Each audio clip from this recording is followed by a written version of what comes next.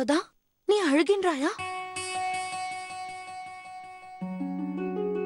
நீ என்ன நினைக்கின்றாய்?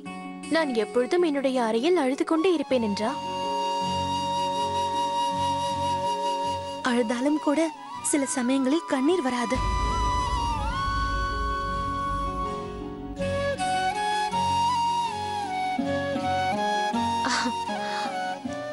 அப்படியா? நீயே என் சோகத்திற்கான காரணத்தை கூறு.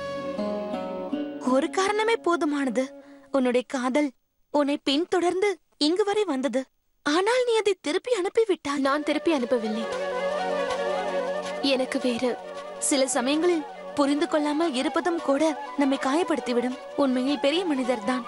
நான் கேள்விப்பட்டேன், அவர் உன் தங்கையையும் அவர் காதலனையும் இருவரையும் மன்னித்து விட்டாராம். ஆனால் பாவம், அவருடைய காதல் கிடைக்கவில்லை.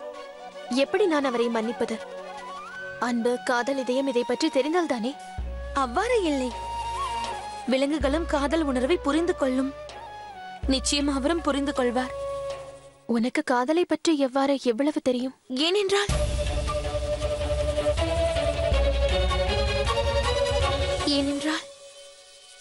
என்னையும் ஒருவர் காதலித்தார். நான் அவரை பறி கொடுத்து விட்டேன். ஜோதா, செயின்ட் உன்னை அதிகம் காதலிக்கின்றார்.